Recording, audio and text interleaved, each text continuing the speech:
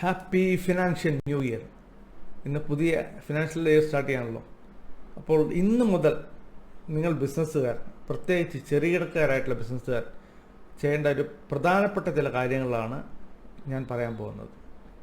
നിങ്ങൾക്ക് വളരെ എളുപ്പം ചെയ്യാൻ കഴിയാവുന്ന, പക്ഷെ നിങ്ങളുടെ ബിസിനസ് ജീവിതത്തെ നല്ല രീതിയിലേക്ക് ഒരു വളർച്ച തരാൻ പോകുന്ന ചില കാര്യങ്ങൾ. പലർക്കും രസിക്കാത്തതായിരിക്കാം, പക്ഷേ നിങ്ങളുടെ ബിസിനസ്സിനെ നല്ല രീതിയിൽ വളർത്തണം, നിങ്ങളും നല്ല രീതിയിൽ വളരണം. 2024-25 ഒരു അതിഗംഭീരമായ വർഷമാക്കി മാറ്റണം എന്നുണ്ടെങ്കിൽ ഈ പറയാൻ പോകുന്ന കാര്യങ്ങൾ കാര്യമായി ശ്രദ്ധിക്കുക. ചിലതെല്ലാം ഭയങ്കര കോൺട്രവേഴ്സ്യലായിട്ട് നിങ്ങൾക്ക് തോന്നാം, ഇഷ്ടപ്പെടാതിരിക്കാം, പക്ഷേ നിങ്ങൾക്ക് വേണമെങ്കിൽ നിങ്ങളത് നടപ്പാക്കുക. പക്ഷേ അത് നടപ്പാക്കി കഴിഞ്ഞാൽ ഒരു 3 മാസം, ഞാൻ ഈ പറയുന്ന കാര്യങ്ങൾ നിങ്ങൾ 3 മാസം 90 ദിവസം നിങ്ങൾ തുടർച്ചയായി ട്രൈ ചെയ്യുകയാണെങ്കിൽ അതിൻ്റെ എഫക്റ്റ് നിങ്ങളുടെ ബിസിനസ്സിൽ വളരെ നല്ല രീതിയിൽ തന്നെ അറിയാൻ കഴിയും. അപ്പോൾ ഏറ്റവും ആദ്യത്തെ കാര്യം നിങ്ങൾ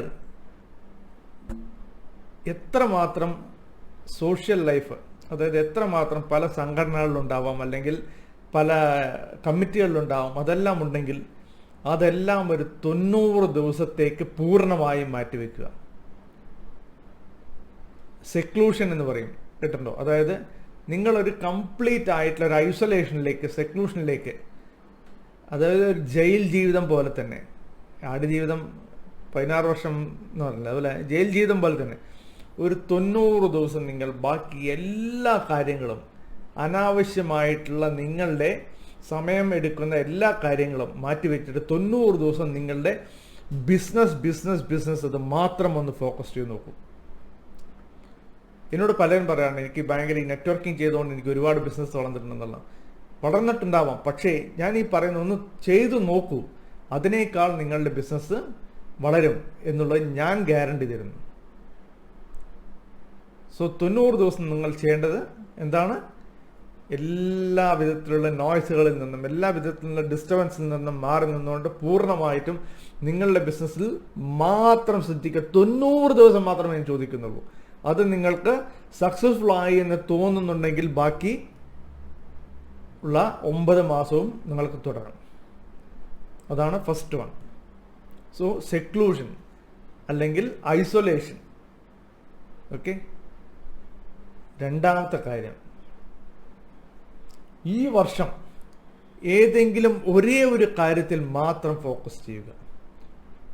ഒന്നുകിൽ നിങ്ങളുടെ പ്രോഫിറ്റബിലിറ്റി ഫോക്കസ് ചെയ്യുക, അല്ലെങ്കിൽ നിങ്ങളുടെ ക്ലയന്റ് ഗ്രോത്ത് ഫോക്കസ് ചെയ്യുക, അതും അല്ലെങ്കിൽ നിങ്ങളുടെ കമ്പനിയിൽ സിസ്റ്റം ഇംപ്ലിമെന്റേഷൻ ഫോക്കസ് ചെയ്യുക. അങ്ങനെ ഏതെങ്കിലും ഒരേ ഒരു കാര്യത്തിൽ മാത്രം ഫോക്കസ് ചെയ്യാൻ തുടങ്ങുക. ഒരേ ഒരു കാര്യം, അതേതാണെന്ന് നിങ്ങൾക്ക് തീരുമാനിക്കാം. നിങ്ങൾക്ക് തന്നെ അറിയാമല്ലോ നിങ്ങളുടെ ബിസിനസ്സിൽ എവിടെയാണ് നിങ്ങൾക്ക് ലാക്കിംഗ് എന്നുള്ളത് നിങ്ങൾക്കറിയാം, അല്ലേ? എവിടെയാണ് ലാക്കിംഗ് എന്ന് നിങ്ങൾക്കറിയാം. അപ്പോൾ അവിടെ നിന്നുകൊണ്ട് തുടങ്ങുക. എവിടെയാണോ ലാക്കിംഗ്, എവിടെയാണോ നിങ്ങൾക്ക് ലാഗിങ്, എവിടെയാണോ നിങ്ങൾക്ക് പ്രശ്നം, ആ ഒരു പ്രശ്നത്തിൽ നിങ്ങൾ ഫോക്കസ് ചെയ്തുകൊണ്ട്, അതിൽ പൂർണ്ണമായും ഫോക്കസ് ചെയ്തുകൊണ്ട്, ഞാൻ അഗൈൻ ആ വേർഡ് തറപ്പിച്ച് പറയുകയാണ്, FOCUS, അതിൽ മാത്രം ഒന്ന് ഫോക്കസ് ചെയ്യുക. അതിൻ്റെ ഫലം നിങ്ങൾക്ക് തീർച്ചയായും ലഭിക്കും. എന്താണ് ആ വേർഡ്? ഫോക്കസ്. ഒരേ ഒരു ഏതാണോ ഒരു പ്രശ്നം, അഭിമുഖീകരിക്കുന്ന ഒരു പ്രശ്നം, ആ ഒരു പ്രശ്നം നിങ്ങൾ അഭിമുഖീകരിക്കുന്ന ആ പ്രശ്നം നിങ്ങൾ ഓവർകം ചെയ്യുകയാണെങ്കിൽ നിങ്ങളുടെ ബിസിനസ്സിൽ നല്ല വളർച്ച ഉണ്ടാവുമെന്ന് നിങ്ങൾക്ക് ഉറപ്പുണ്ടെങ്കിൽ ആ ഒരു വിഷയത്തിൽ പൂർണ്ണമായും ഫോക്കസ് ചെയ്യുക. മൂന്നാമത്തെ വിഷയം, ഏറ്റവും കഷ്ടമുള്ള, ഏറ്റവും കഠിനമായ കാര്യം, 100% തറപ്പിച്ച് പറയും, ഏറ്റവും കഠിനമായ കാര്യം അതെന്താണെന്നറിയാമോ? കൺസിസ്റ്റൻസി. നിങ്ങൾ കൺസിസ്റ്റൻസി എന്ന് പറയുന്ന വാക്കിന്റെ അർത്ഥം ഡിക്ഷണറിയിൽ എടുത്ത് നോക്കിയാൽ അറിയാം, അല്ലേ? ചെയ്യുന്ന കാര്യങ്ങൾ തുടർച്ചയായിട്ട് എന്ത് തന്നെ ബുദ്ധിമുട്ടുകൾ വന്നാലും ആ കാര്യങ്ങൾ ദിവസം ചെയ്യുക എന്നുള്ളത് തന്നെയാണ് കൺസിസ്റ്റൻസി. ദിവസമായാലും ആഴ്ചയിലായാലും എങ്ങനെ ആയാലും ശരി. സോ ഈ ഒരു കാര്യം, കൺസിസ്റ്റൻസി, നിങ്ങൾ ഐസൊലേഷനിലേക്ക് പോയി, ഫോക്കസ് ഉണ്ട്, പക്ഷേ നിങ്ങൾക്ക് കൺസിസ്റ്റൻസി ഇല്ലെങ്കിൽ ഈ 2 കാര്യങ്ങൾ ചെയ്തിട്ടും ഈ ഒരു സംഭവം മൂന്നാമത്തെ കാര്യമായ കൺസിസ്റ്റൻസി ഇല്ല എന്നുണ്ടെങ്കിൽ നിങ്ങൾ വിജയിക്കില്ല എന്ന് ഞാൻ 100% എഴുതിത്തരാം. നിങ്ങൾ വിജയിക്കുന്നുണ്ടെങ്കിൽ താൽക്കാലികം മാത്രമായിരിക്കും, പക്ഷേ ഒരു ലോങ് ടേമിലുള്ള സക്സസ്, ലോങ് ടേമിലുള്ള വിജയം 100% ഉണ്ടാവില്ല. അതുണ്ടാവണമെന്നുണ്ടെങ്കിൽ നിങ്ങൾക്ക് കൺസിസ്റ്റൻസി വേണം. ആ കൺസിസ്റ്റൻസി വേണമെങ്കിൽ നിങ്ങൾ ചെയ്യേണ്ട എന്താണോ ഏറ്റവും പ്രധാനപ്പെട്ട കാര്യങ്ങൾ ചെയ്യാൻ പോകുന്നത്, അതിന് വേണ്ടതായിട്ടുള്ള കാര്യങ്ങൾ എന്തൊക്കെയാണെന്ന് എഴുതി അത് നിങ്ങൾ ദിവസവും ചെയ്യുകയും അത് എഴുതി വെച്ച് ചെയ്യുക എന്നുള്ളതാണ്. ഈ കൺസിസ്റ്റൻസിയാണ് നമ്മുടെ ഹാബിറ്റായിട്ട് മാറുന്നത്. ആരുണ്ടെങ്കിലും ഇല്ലെങ്കിലും എന്തുണ്ടെങ്കിലും നിങ്ങൾ എന്നെ ചെയ്തിരിക്കും എന്നുള്ള ആ ഒരു കൺസിസ്റ്റൻസിയാണ് നിങ്ങൾ അവിടെ കൊണ്ടുവരേണ്ടത്. നിങ്ങളെ കൺസിസ്റ്റൻസി നിങ്ങളുടെ ജീവിതത്തിന്റെ ഭാഗമാക്കുമ്പോൾ, നിങ്ങളുടെ ബിസിനസ്സിന്റെ ഭാഗമാക്കുമ്പോൾ സംഭവിക്കുന്ന എന്താണെന്ന് അറിയാമോ? മറ്റുള്ളവരും നിങ്ങളുടെ കൂടെ ജോലി ചെയ്യുന്നവരും നിങ്ങളുടെ സബോർഡിനേറ്റ്സ് നിങ്ങളെ സീരിയസ് ആയിട്ട് എടുക്കാൻ തുടങ്ങും. നിങ്ങൾ ഏതെങ്കിലും ഒരു ക്ലാസ് അറ്റൻഡ് ചെയ്ത ശേഷം ഒരാഴ്ചയ്ക്ക് നിങ്ങൾ ഫോളോ അപ്പ് ചെയ്യാണ് നിങ്ങളുടെ സ്റ്റാഫുകളോടല്ല അത് ചെയ്യും ഇത് ചെയ്യുന്ന പറഞ്ഞിട്ട് ഒരാഴ്ച കഴിഞ്ഞ് കഴിഞ്ഞാൽ പിന്നെ അതിന്റെ കാറ്റ് പോയി.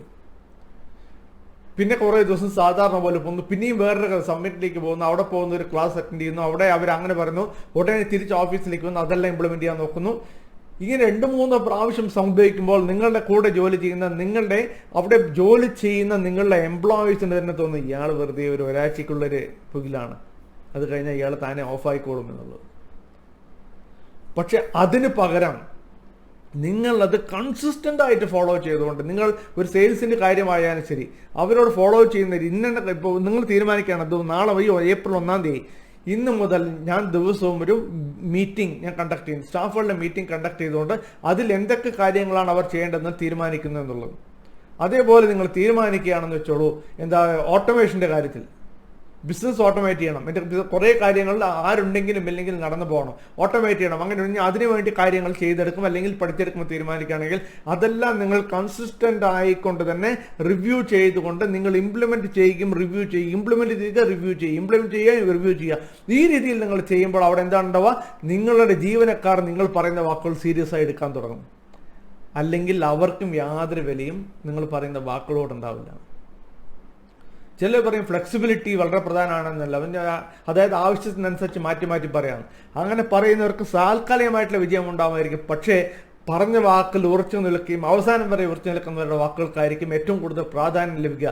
അവർ അങ്ങനെ പറഞ്ഞിട്ടുണ്ടെങ്കിൽ, അതായത് നിങ്ങൾ നിങ്ങളുടെ സബോർഡിനേഷനോട് അല്ലെങ്കിൽ നിങ്ങളുടെ കൊളീഗ്സിനോട് പറയും ഇന്നത് സംഭവിക്കണമെന്ന് പറഞ്ഞ് നിങ്ങൾ അത് തന്നെ എന്ത് തന്നെ തടസ്സങ്ങൾ നേരിട്ടാൽ നിങ്ങൾ അതിനുവേണ്ടി നിങ്ങൾ പ്രവർത്തിക്കുമ്പോൾ, കൺസിസ്റ്റന്റ് ആയിട്ട് നിങ്ങൾ പ്രവർത്തിക്കുമ്പോൾ അവരും അത് സീരിയസ് ആയിട്ട് എടുക്കും, അവരും നിങ്ങളുടെ കൂടെ നിന്നുകൊണ്ട് പ്രവർത്തിക്കാൻ തുടങ്ങും. സോ അടുത്തത് ഏറ്റവും പ്രധാനപ്പെട്ട അടുത്ത പോയിന്റ്, ഈ ഫിനാൻഷ്യൽ ഇയറിൽ നിങ്ങൾ കടപിടിക്കേണ്ട ഏറ്റവും പ്രധാനപ്പെട്ട അടുത്ത പോയിന്റ് എന്താണെന്ന് അറിയാമോ? Financial freedom, a way to financial freedom. ഞാൻ ഇന്നലെ വീണ്ടും നമ്മുടെ താരോ കെയർ അദ്ദേഹത്തിന്റെ വേലുമണിയുടെ ഒരു സ്പീച്ച് വീണ്ടും കേൾക്കുക, ഞാൻ ഇടയ്ക്കിടയ്ക്ക് കേൾക്കും അദ്ദേഹത്തിന്റെ. അദ്ദേഹം ആ സ്പീച്ചിൽ പറയുന്നൊരു കാര്യം, നിങ്ങളുടെ ബിസിനസ്സിനെ നിങ്ങൾ EMI ബേസ്ഡ് ആയിട്ട് അല്ലെങ്കിൽ ഓവർ ഡ്രാഫ്റ്റ് ബേസ്ഡ് ആയിട്ട് നിങ്ങൾ എന്ന് ചെയ്തുകൊണ്ടിരിക്കുന്നോ അന്നെല്ലാം തന്നെ നിങ്ങളുടെ വളർച്ചയ്ക്ക് വേണ്ടി നിങ്ങൾ പലതും സാക്രിഫൈസ് ചെയ്യുമെന്നുള്ളതാണ്. അതായത് നിങ്ങൾ ഒരുതരം പേടിച്ചുകൊണ്ടായിരിക്കും ബിസിനസ് ചെയ്യുന്നുണ്ടാവുക. പക്ഷെ അതിന് പകരം നിങ്ങൾ ഫിനാൻഷ്യൽ ഫ്രീഡം, അതായത് ഈ വിജയിച്ചിട്ടുള്ള വലിയ ബിസിനസ്സുകാരെ വാരൻ ബഫറ്റ് ആയിക്കോട്ടെ, മാർക്ക് സുക്കർബർഗ് ആയിക്കോട്ടെ, നമ്മുടെ കേരളത്തിൽ തന്നെ ഉള്ള ജോർജ് സാർ ആയിക്കോട്ടെ, ഇവരെല്ലാവരും തന്നെ അവർ ഒരിക്കലും അവരുടെ കൈക്ക് പറ്റാത്ത ഒന്നും അവർ വാങ്ങിക്കാറില്ല. അല്ലെങ്കിൽ ഇപ്പൊ ഉദാഹരണത്തിന് നോക്കുകയാണെങ്കിൽ നിങ്ങളൊരു കാറ് വാങ്ങിക്കാൻ തീരുമാനിച്ചു വെച്ചോളൂ. നിങ്ങളെ സംബന്ധിച്ചിടത്തോളം ആ കാർ ഒരു അസറ്റാണോ ലയബിലിറ്റി ആണോ? തീർച്ചയായിട്ടും അത് ലയബിലിറ്റി തന്നെയാണ് അല്ലേ, അതൊരു അസറ്റ് ഒന്നല്ലല്ലോ. ഡിപ്രിസിയേറ്റിംഗ് വാല്യൂ ഉണ്ട് അതിന്, അതൊരു അസറ്റാണെന്ന് പറയാൻ പറ്റുമോ? നിങ്ങൾ അതിൽ നിന്നും നിങ്ങൾക്ക് ROI വരുന്നുണ്ടോ? അപ്പോൾ നിങ്ങൾ ചെയ്യേണ്ടത് എന്താണ്? നിങ്ങളുടെ കയ്യിൽ ഇപ്പോൾ പൈസ ഇല്ല എന്നുണ്ടെങ്കിൽ ഒന്നുകിൽ നിങ്ങൾ കാറ് വാങ്ങിക്കുന്നത് വേണ്ട എന്ന് വെക്കുക, അല്ലെങ്കിൽ നിങ്ങൾ എന്താ ചെയ്യുക, സെക്കൻഡ് ഹാൻഡ് കാർ വാങ്ങിക്കുക. അതല്ല എൻ്റെ രീതി. സെക്കൻഡ് ഹാൻഡ് കാർ ഇപ്പോൾ മറ്റേ ഒരു 20 ലക്ഷം രൂപ വരുമെങ്കിൽ സെക്കൻഡ് ഹാൻഡ് കാർ വാങ്ങിക്കുകയാണെങ്കിൽ 10 ലക്ഷം രൂപ വരുമെന്ന് വെച്ചോളൂ. നിങ്ങൾക്ക് അവിടെ വരുന്ന എന്തായിരിക്കും? പകുതി വിലയെ നിങ്ങൾ കൊടുക്കുന്നുള്ളൂ. അതിന് നിങ്ങൾക്ക് അതേപോലെ തന്നെ EMI കുറയുകയും ചെയ്യും. ഇനിയും ഒരു പടി കടന്നു പോവുകയാണെങ്കിൽ നിങ്ങൾ തീരുമാനിക്കുകയാണ്, ഞാൻ എൻ്റെ കയ്യിൽ പൈസ വന്ന ശേഷം മാത്രമേ ഞാൻ കാർ വാങ്ങിക്കുന്നുള്ളൂ, അല്ലാതെ ഞാൻ കടൻ എടുത്തുകൊണ്ട് കാർ വാങ്ങിക്കുന്നില്ല എന്ന് തീരുമാനിക്കുകയാണെന്ന് വെച്ചോളൂ. അതിനുവേണ്ടി നിങ്ങൾ ടൈം ഫിക്സ് ചെയ്യുന്നു. 6 മാസമോ 8 മാസമോ സമയം ഫിക്സ് ചെയ്യുന്നു. 6 മാസം 8 മാസം സമയം ഫിക്സ് ചെയ്ത് അതിന് നിങ്ങൾ ഓരോ മാസം നിങ്ങൾ ഇപ്പോൾ ലഭിച്ചുകൊണ്ടിരിക്കുന്ന വരുമാനത്തിൻ്റെ ഓരോ മാസം ആ ഓരോ ഒരു തുക മാസം ഇത്ര രൂപ എന്നുള്ള രീതിയിൽ നിങ്ങൾ മാറ്റി വെച്ചുകൊണ്ട് അങ്ങനെ കാർ വാങ്ങിക്കുമ്പോൾ എന്താണ് സംഭവിക്കുക? അല്ലെങ്കിൽ നിങ്ങൾ അങ്ങനെ ബൈക്ക് വാങ്ങിക്കുമ്പോൾ എന്തായിരിക്കും ഗുണം? നിങ്ങൾ അനാവശ്യമായിട്ട് നിങ്ങൾക്ക് റീപ്രൊഡക്റ്റീവ് ആയിട്ടുള്ള ഒരു സാധനത്തിന് അനാവശ്യമായിട്ട് നിങ്ങൾ ലോണോ മറ്റോ അല്ലെങ്കിൽ ഇൻട്രസ്റ്റോ പേ ചെയ്യുന്നില്ല എന്നുള്ളതാണ് സത്യം. ശരിയല്ലേ? വെസ്റ്റേൺ കൾച്ചറും നമ്മുടെ ഭാരതീയ കൾച്ചറും തമ്മിൽ നോക്കുക, ഏറ്റവും വലിയ പ്രധാനപ്പെട്ട വ്യത്യാസം എന്ന് പറയുന്നത് ഞാൻ പല മുമ്പിൽ പറഞ്ഞ വീഡിയോയിൽ പോലും പറഞ്ഞിട്ടുണ്ട്. 2008 ഉണ്ടായ ഫിനാൻഷ്യൽ ക്രാഷിൽ, സാമ്പത്തിക മാന്ദ്യത്തിൽ തകരാത്ത 2 രാജ്യങ്ങൾ ഇന്ത്യയും ചൈനയുമാണ്. ഈ 2 രാജ്യങ്ങൾ തകരാത്തതിൻ്റെ പ്രധാന കാരണം എന്താണ്? ഇവിടെ സേവിങ് മെൻറ്റാലിറ്റി വളരെ അധികമായതുകൊണ്ടാണ്. നിങ്ങൾ എത്ര പേര് നിങ്ങളുടെ ബാങ്ക് അക്കൗണ്ടിൽ ഒരു ഫിക്സഡ് ഡെപ്പോസിറ്റ് ആയിട്ട് അല്ലെങ്കിൽ ലോങ് ടേം സേവിങ് ആയിട്ട് അറ്റ്ലീസ്റ്റ് ഒരു 1 ലക്ഷം രൂപയെങ്കിലും ഇട്ട് വെച്ചിട്ടുണ്ട്? വളരെ ചെറിയ തുക, 1 ലക്ഷം രൂപയെങ്കിലും എത്ര പേര് ഇട്ട് വെച്ചിട്ടുണ്ട്? അതേപോലെ നിങ്ങൾ എത്ര പേര് നിങ്ങളുടെ ഹെൽത്ത് ഇൻഷുറൻസ്, അതായത് ഒരു മെഡിക്ലെയിം എന്ന് പറയുന്നില്ല, മെഡിക്ലെയിമിലേക്ക് വേണ്ടി നിങ്ങൾ എത്ര പേര് മാറ്റി വെച്ചിട്ടുണ്ട്? ഒരു ഹോസ്പിറ്റൽ ഞാൻ അടുത്ത് കണ്ടതാണ്. എൻ്റെ ഒരു ബന്ധുവിനെ വേണ്ടി ഹോസ്പിറ്റലിൽ പോയപ്പോൾ, ഹോസ്പിറ്റലിൽ പോയി കഴിഞ്ഞാൽ അവർ ആദ്യം ചോദിക്കുന്നത് ഒരു 3 ലക്ഷം രൂപ ആകുമെങ്കിൽ ഉടനെ തന്നെ 50,000 രൂപ കെട്ടിവെക്കുകയാണെങ്കിൽ മാത്രമേ അവർ ആ ഹോസ്പിറ്റലിൽ അഡ്മിറ്റ് പോലും ചെയ്യുന്നുള്ളൂ എന്നാണ് ആ സ്ഥിതി. സോ ആ സമയത്ത് നിങ്ങൾ ഓരോരുത്തരുടെ അടുത്ത് പോയി പിച്ചை എടുത്തിട്ട് നിങ്ങൾക്ക് ചെയ്യാൻ പറ്റുമോ? സോ ആ രീതിയിൽ ചെയ്യാൻ ആഗ്രഹിക്കുന്നില്ല. നിങ്ങൾ ഫിനാൻഷ്യലി ഫ്രീ ആയിരിക്കണം. നിങ്ങളുടെ ചിലവുകൾ, നിങ്ങളുടെ ബുദ്ധിമുട്ടുകൾ എന്തെങ്കിലും വരികയാണെങ്കിൽ അത് മാനേജ് ചെയ്യാനുള്ള പൈസ നിങ്ങളോട് ഉണ്ടാവണമെന്നുണ്ടെങ്കിൽ അവിടെ വേണ്ട എന്താണ്? ഫിനാൻഷ്യൽ ഫ്രീഡമാണ്. അപ്പോൾ നിങ്ങൾ ഇമ്പോർട്ടൻസ് കൊടുക്കേണ്ടത് എന്തിനാണ്? ഈ ഒരു മെഡിക്ലെയിമിൻ്റെ ഒരു പോളിസി അല്ലെങ്കിൽ accident life insurance, what insurance policies എടുക്കുന്നതിനാണ് പ്രാധാന്യം നൽകേണ്ടത്, അല്ലാതെ വീട് വാങ്ങിക്കുന്നതിനോ അല്ലെങ്കിൽ വാഹനം വാങ്ങിക്കുന്നതിനോ അല്ല. ശരിയല്ലേ? സോ അതിനുവേണ്ടി നിങ്ങൾ എത്ര തുക ഓരോ മാസം മാറ്റിവെക്കുന്നുണ്ട് എന്നുള്ളതാണ് ഏറ്റവും പ്രധാനപ്പെട്ട കാര്യം. സോ ഈ പറഞ്ഞ കാര്യങ്ങൾ, ഇത്രയും കാര്യങ്ങൾ നിങ്ങളെ കൊണ്ട് ഈ സാമ്പത്തിക വർഷം മുതൽ ചെയ്യാൻ പറ്റുകയാണെങ്കിൽ ഞാൻ പറയുന്നു, അതിൻ്റെ എഫക്റ്റ്, അതിൻ്റെ ഗുണഭോക്താവ് നിങ്ങൾ മാത്രമായിരിക്കും. ഇനി ഏറ്റവും പ്രധാനപ്പെട്ട ഒന്ന് ഞാൻ വിട്ടുപോയി, ക്ഷമിക്കുക, അതാണ് ഡിജിറ്റൽ നോളേജ് എന്ന് പറയുന്നത്. നിങ്ങളുടെ നോളേജ് അപ്ഗ്രേഡേഷൻ എന്ന് പറയുന്നത്. നിങ്ങൾക്ക് തന്നെ അറിയാം, ബിസിനസിൻ്റെ എല്ലാ മേഖലയിലും ആർട്ടിഫിഷ്യൽ ഇൻ്റലിജൻസ് കൈകടത്തിക്കൊണ്ടിരിക്കുകയാണ്. നിങ്ങളുടെ ബിസിനസ്സിലും അത് കൈകടത്തുമെന്നുള്ളതിൽ യാതൊരു സംശയമില്ല. അപ്പോൾ അങ്ങനെ കൈകടത്തുകയാണെങ്കിൽ അതിനെ നമ്മൾ എങ്ങനെയാണ് ഓവർകം ചെയ്യാൻ പറ്റുക? എങ്ങനെയാണ് നമ്മൾ അത് ഓവർകം ചെയ്യണമെങ്കിൽ ആദ്യം അതിനെ പഠിച്ചെടുക്കണ്ടേ? അതെന്താണെന്ന് പോലും അറിയാതെ നിങ്ങളെ കൊണ്ട് അതിനെ ഓവർകം ചെയ്യാൻ പറ്റുമോ? അല്ലെങ്കിൽ അതിനെ എതിർക്കാൻ പറ്റുമോ? സോ നിങ്ങൾ ഈ വർഷം ചെയ്യേണ്ടത് പ്രധാനപ്പെട്ട 5ാമത്തെ കാര്യം എന്ന് പറയുന്നത് ഏതാണ്? ആർട്ടിഫിഷ്യൽ ഇൻ്റലിജൻസിനെ കുറിച്ച് മനസ്സിലാക്കുക. ആർട്ടിഫിഷ്യൽ ഇൻ്റലിജൻസ് എന്ന് പറഞ്ഞാൽ ഞാൻ പറഞ്ഞ മെഷീൻ ലേണിംഗും ഒന്നുമല്ല. ഞാൻ പറയുന്നത് ആ ChatGPT പോലെയുള്ള, ജെമിനി പോലെയുള്ള കാര്യങ്ങൾ, അതെല്ലാം എങ്ങനെയാണ് ബിസിനസ്സിന് സഹായകരമാകുക, നിങ്ങൾക്ക് ഒരു കോമ്പറ്റീറ്റർ ഉപയോഗിക്കുകയാണെങ്കിൽ അത് നിങ്ങൾക്ക് എങ്ങനെ ഓവർകം ചെയ്യാൻ പറ്റും എന്നുള്ള കാര്യം ഈ വർഷം നിങ്ങളുടെ വരുമാനത്തിൻ്റെ അറ്റ്ലീസ്റ്റ് ഒരു 5% നിങ്ങൾ എന്തിനു വേണ്ടി മാറ്റിവെക്കണം? ChatGPT കുറിച്ചും ജെമിനിയെ കുറിച്ചും എല്ലാം പഠിക്കാൻ വേണം. ആർട്ടിഫിഷ്യൽ ഇൻ്റലിജൻസിനെ കുറിച്ച് പഠിക്കാനും അത് ബിസിനസ്സിൽ എങ്ങനെ ഉപയോഗപ്പെടുത്താം എന്നുള്ള അറിയാനും വേണ്ടി മാറ്റിവെക്കുക. അതിന് നിങ്ങൾ ഒരു ആഴ്ചയിൽ 1 മണിക്കൂറെങ്കിലും സമയവും കൂടി മാറ്റിവെക്കുക. നിങ്ങളുടെ വരുമാനത്തിന് 5 മുതൽ 10%, അതേപോലെ തന്നെ നിങ്ങളുടെ ആഴ്ചയിലെ സമയത്തിൻ്റെ 1 മണിക്കൂറെങ്കിലും ഇത് മനസ്സിലാക്കാനും പഠിക്കാനും വേണ്ടി മാറ്റിവെക്കുക. നിങ്ങളത് ചെയ്യുന്നില്ലെങ്കിൽ ഏറി വന്നാൽ 6 മാസം, അതുമില്ലെങ്കിൽ 1 വർഷത്തിനകം നിങ്ങളുടെ ബിസിനസ്സിന് പല ബുദ്ധിമുട്ടുകളും വരാനുള്ള സാധ്യതയുണ്ട്. ഞാൻ ഈ പറഞ്ഞ 5 കാര്യങ്ങൾ നിങ്ങൾ സീരിയസ് ആയിട്ട് എടുക്കുകയാണെങ്കിൽ, ഇത്രയും സമയമെടുത്ത് കണ്ടിട്ടുണ്ടെങ്കിൽ തന്നെ നിങ്ങൾ സീരിയസ് ആണെന്നുള്ള കാര്യം ഉറപ്പാണ്. അത് എടുക്കുകയാണെങ്കിൽ തീർച്ചയായിട്ടും നിങ്ങളുടെ ബിസിനസ് നല്ല രീതിയിൽ വളരും. ഉറപ്പ്. Thank you.